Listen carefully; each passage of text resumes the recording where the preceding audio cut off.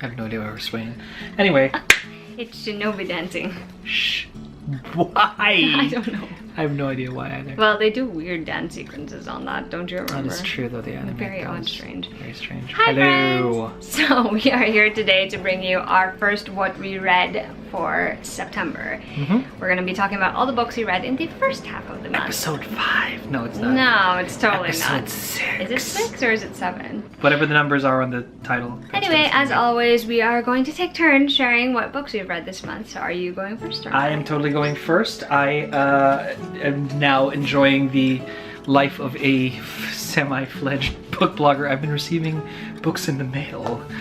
First book I had received in the mail ever that's just like mine, that I didn't have to ask for it, is Welcome to the Slipstream. I normally don't do YA contemporary or contemporary in general, but because I'm so grateful to get these things, I'm like, sure, I'll read it. This one was actually a good find.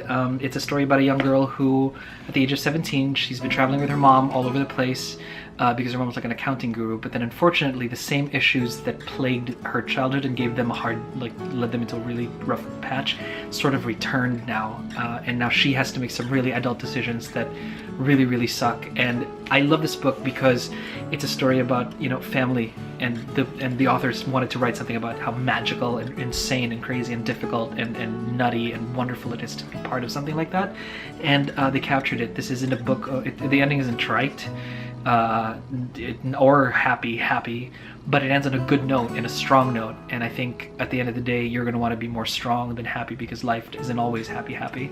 So I appreciated that, so glad to have it on my bookshelf actually.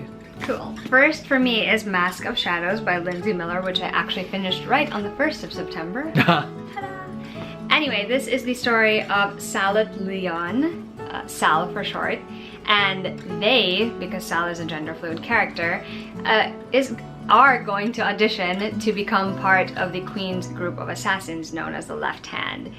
So it's basically a competition to become an assassin, but also a revenge story, and I actually liked it. I think people who don't read a lot of fantasy books may enjoy this one a little bit more just because it's very fantasy light. I think there's definitely room for this to grow into an even more intense and also very detailed story. I didn't quite love it as much as I wanted to, but overall I thought it was just a plain entertaining read, and that's always a good thing when it comes to fantasy. Plus, the main character is very compelling. I enjoyed the competition part a lot, and I do find that I am a little bit curious to see what happens next and what Sal does next. I'm gonna start off with More Mama. I am the official... I'm sorry, in my head I was like, More Mama! I know, right? I am the official horror correspondent on the blog, Ye Old Book Blog, and this was set in amidst a pile of horror books. It wasn't really a pile, guys. It's technically maybe sort of classified as Southern Gothic. The southern part being the fact that at the center of all of this, More Mama herself is an angry Jacksonville, Florida ghost. Yeah, and if that's not scary enough, it gets watered down even further because this plays out more like an unraveling a family mystery kind of thing. We've got you know, bits and pieces of information about this crazy clan all the way from the 1800s through More Mama's point of view, through the surviving clan members' points of view, and it's again it's more like a weird obscure drama. That it is a horror, right? That it is a horror piece. A lot of things that the family did to each other is horrible, but it's not so much horror. So it's a hard read. I think you'd have to be an author, like a fan of the author, or of Southern Gothic, or maybe Jacksonville, Florida ghosts to really like it. But other than that, it's a pretty difficult read, so I would recommend it if you like any of those things, and if not, then best to steer clear. I get stuck on one of my favorite series books this year, and that's Tower of Dawn by Sarah J. Maas. This is Cale Westfall's book, and well, not just his book. It's Cale's book, but it's also about Nesrin Falik, and also about Irene Towers, and this runs parallel to the events of Empire of Storms. Can I just say Sarah J. Maas's name character name game is on point. I know. On point. I love this book. I can't really tell you what it's about, obviously, because it's like the 6th book now. I haven't read any of this stuff, by the way, but I'm really wanting to get into it. I really love the character development in this one. I love the way the world opened up in this one, the new relationships that are formed in this one, the friendships and the story the lore that gets added to. It's just so good, and as always, Sarah's writing is so compelling and so great. Like, it gives me such feelings when I'm reading it. And it runs parallel. It runs parallel to the whole series. No, right? it runs parallel to the 5th book. To the 5th book. Yeah. So it's like scenario A and scenario B. Not necessarily A and B. It's more like this is what's happening in this part of the world and this is what's happening over there. That's kind of cool. Yeah, it's amazing. It's so good. I find that cool. Chapter 38, 39, and 45, guys. That's all I got. If you've read it, you will know what I mean. But yeah, loved it. Can't wait for the last one, which comes out next year. I can't believe we're at the last one. More books in the mail, same pile as More Mama, but definitely the winners so far. I present to you a horror duology called The Reins and Last Chance. It's a story about 2 brothers and the elder brother's girlfriend, which is also the younger brother's best friend, and they were childhood friends. I mean, it's already all me right there. I know, right? And then you add the creepy fact that their next door neighbor suddenly just explodes and dies. And then the rest of the town starts acting like crazy weird ass zombies. And if you notice the book cover here, there's like a shadow and there's like 2 like white specks. That's actually not like light. That's actually like light coming from the back of their heads, because when whatever it is, the creepy crawlies that are here gets you, your eyes just like black out and then turn to ash, and then you can just hollow out. And that's the creepiest thing, and only the kids have survived. And at the very core of this, the 2 brothers and the best friend are whatever remnant of this town's last hope. And I totally recommend it. It was super fun. Blew through this thing in about a couple of days. And if it weren't like a pure sci-fi horror YA thing, I would totally, pimp this to we'll see. But only because the brothers, man, I'm an older brother, I get this, and it's just, I cried. So, and horror books don't really do that, but I did. This is awesome stuff. The next 2 books I'm going to show you are rereads for me, and they're part of the same series, and those books are Secrets of a Summer Night and It Happened One Autumn, both by Lisa Kleypas, and they're both a part of her Wallflowers historical romance series. Okay, so I saw you read those. I just love this series. I've reread it a couple of times. This is the most recent time I read it, which was fun because I had forgotten how funny they were. Alexa has loud reacts only. This is the first book, and it is about Annabelle, who is the oldest of the little group known as the Wallflowers, and she's determined to marry someone that will help her family financially because they're struggling a little bit. And also, like, she would love to get married because it's been how many seasons and she still hasn't found a husband. Enter one Simon Hunt, who is not her husband ideal, but he has an interest in her. And so things happen in this one. It's so great. It's so funny. I will say, like, things like the snake bite, I totally are the most memorable parts of this. So yeah, take that as you will. This one is about Lillian Bowman, who is an American who has come to England with her family because her sister and herself are supposed to find husbands among the English peerage. And she is open to this, but she's very strong-willed and opinionated, so it's not necessarily the easiest thing in the world, since that's not what English lords are actually looking for. It just so happens, however, that there is one English lord that takes an interest in her, and they do not like each other very much at the beginning, but things happen, and, like, again, so good. So she loves that trope. I love it. Oh. I love these 2 books so much. I still enjoyed them as much as the first time I read them, and would highly recommend checking this out. Also, someone commented on an Instagram post for me recently that they would love to see historical romance recommendations. And I was wondering if this was a thing that I should do on YouTube. So if you guys are interested in that, do let me know, because I would be happy to do it. I have a list. I could tell you all about it. The only historical fiction I like involves dragons. Anyway, I just recently got a copy of Red Queen. I was kind of really super impressed by Victoria Aveyard at a panel at BEA. She had a panel with Suman Chainani, and I've read Suman Chainani's books, and apparently their fans sort of like know each other from knowing each other's books, and they would comment on each other saying, hey, someone's books are like yours, Victoria's, and vice versa. And so I thought, hey, this is cool. I enjoyed someone's books, and so I checked Red Queen out.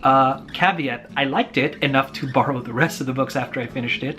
And I mentioned in another video that comes out roughly around this time where I talk about Red Queen, something about mutant powers and revolutions. Come on, man, that's gonna be cool pretty much any day.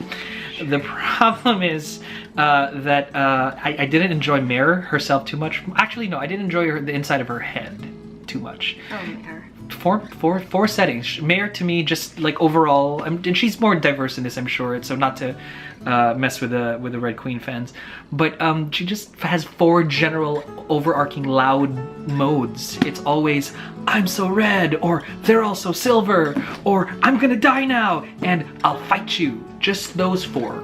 Like all throughout, and I thought, yeah, all right. So start of the series, she could change still now that she's the Red Queen.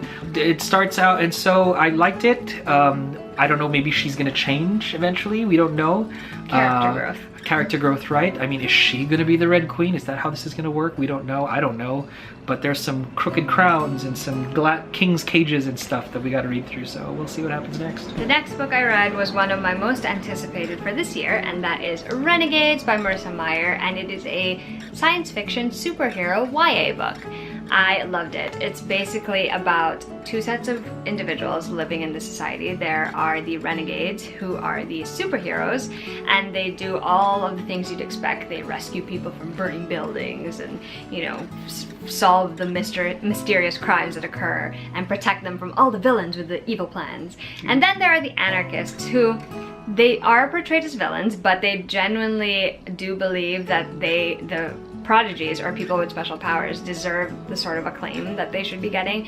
And also, Nova, who is an anarchist, one of our main characters, actually believes that regular people should feel empowered to do things for themselves and be their own heroes. She clashes with Adrian, who is a renegade, who obviously stands for all of the things that she doesn't necessarily believe in. And it's just so good, you guys. It was way longer than I expected, but it also didn't feel as long when I was reading it, and I just enjoyed it tremendously. It felt like watching like either an animated cartoon of a superhero or like a really random teen superhero movie, and I just enjoyed it. But that ending though, I can't believe she ended it that way, and I can't believe I have to wait until 2019 to find out what happens next. So yeah, be forewarned. It was really good though. Starcraft Evolution, also known as Starcraft The Reunion. Yes, a lot of some very familiar faces from the Starcraft 2 games have made their way here. And written by Timothy Zahn of Grand Admiral Thrawn from the Legends universe, but not so Legends anymore for you, Thrawn fame, is now, has penned a masterpiece, and he has breathed life into the Starcraft characters in the same way that he's breathed life into the Star Wars characters that he's written for. Ultimately, I really love this and recommend it for anybody who likes to read and play Starcraft, which apparently I do. Familiar faces are so worth it. I could hear the voice actors in my head in the same way that Timothy Zahn wrote these. And long story short, it's about a time well after the events of Starcraft 2 where Overqueen Zagara offers an olive branch of peace to both the Protoss and the Terrans to heal the galaxy that they broke, all of them together.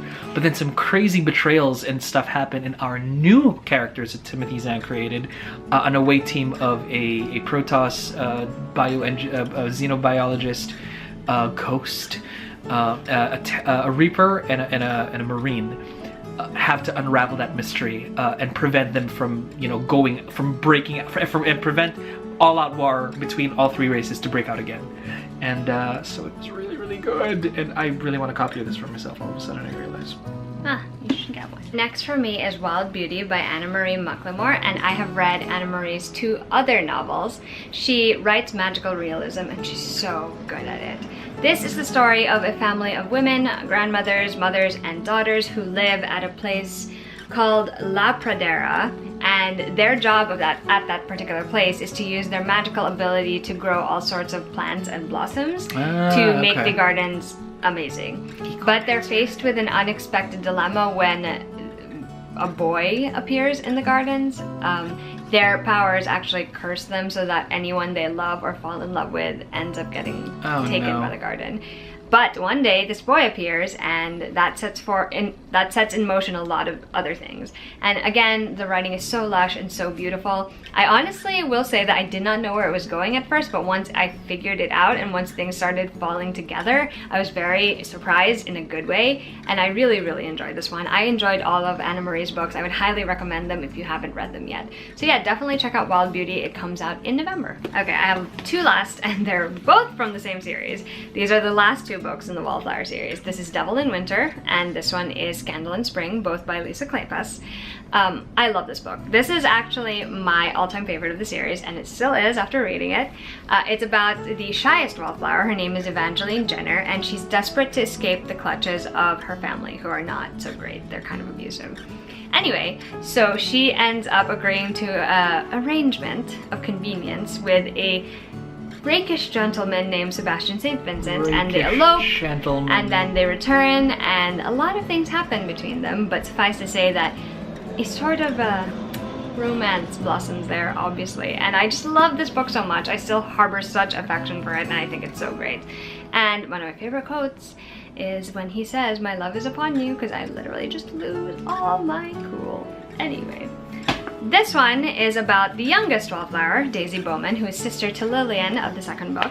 And she is the bookish type, and she has also had a couple of failed seasons in London, and her father is threatening to send her back to New York and arrange a marriage for her. And she doesn't want that, obviously, because she wants to stay with her friends and her sister. Cut to the arrival of one of her father's proteges from New York, Matthew Swift. And let's just say she doesn't like him much either at the very beginning, because she has very interesting impressions of him. But yeah, things happen in this one as well. I know that sounds so vague, but this is a romance. If I told you guys what happened, then it would just be basically the entire plot. But yeah, I actually like this one more than I remember liking it the first time. Like, I enjoyed it the first time, but I enjoyed it much more this time. Though it does get a very, very dramatic by the ending, but I still enjoyed it tremendously anyway. Well, Stephen Chbosky's Wallflowers, they ain't. True, true. I also really like that in all those books, they're really just friends who look out for each other's best interests. That's always my favorite thing. Those are all the books we read for the first half of September. If you've read any of them or are excited for any of them, please let us know in the comments. We would love to hear it. Announcement time number one. Announcement time number one. I am a term rep for a candle company. Yay! You guys know how much I love candles, so this is super exciting. Especially if you stalk her Instagram. I am a rep for Canterbury Road Co, and I love their candles. I'm particularly obsessed right now with the currently reading one, which I would highly recommend. Anyway, if you guys feel like placing a candle order with them, you can use my discount code Alexa17 to get a little discount, which is awesome, obviously. All right, moving right on. Number two. We are going to be at New York Comic Con next week. You're darn right we are. You bet your Can you believe it's like next week? I feel like we've been waiting for forever for it to come. Oh my god, it's going to be next week. That's crazy. It's going to be so exciting. There are a couple of, like, you know, fandoms that obviously we're going to be like looking out for. But also, can we just talk about how Tamara Pierce is going to be at New York Comic Con? Tamara Pierce, author of Nixia, Jeannie Lowe, not the Jeannie Lowe's not the author. FCE is the author. Julie Dow will be there, Jodie Meadows will be there, Catherine Arden, V.E. Schwab. I know a lot of others are going to be there, which is really, really cool. So it's like a mini BA. It's going to be really fun. Yeah, and we also get to see Peter Capaldi, which is really exciting. And a couple of other people as well. So we're really excited for that, and you guys will definitely be seeing a vlog and a haul once that's over. Are we seeing Mark Hamill? Yes, we are. Yes, we are! Okay, and the third, number 3 of all of these announcements is, again, I'm going to repeat myself multiple times with this, but if you guys have any suggestions for our Tamara Pierce videos, we would love to hear them. Chances are we're going to be super inspired after seeing Tammy more than once in the span of the next 2 months. I try to shut up when I'm around the people that I really, really admire, because I end up kind of just being like the derpy panda penguin person. Just, I don't know, just rah, rah, rah, and then shame. That's me, so I'm just like, and then I leave. That's just, we end it there. So, but we might get some ideas hearing her speak or whatever. Yeah. And we'd like to get your ideas too, so that we can make this kind of Tammy walkthrough while we're preparing for the new Mayor book, and while we're preparing for the Spy's Guide from I guess written by George. Yeah. We are gonna start posting the official announcement video and schedule and stuff like that in October, so definitely look out for that. Alright, till the next time we see you in a video, friends. Goodbye!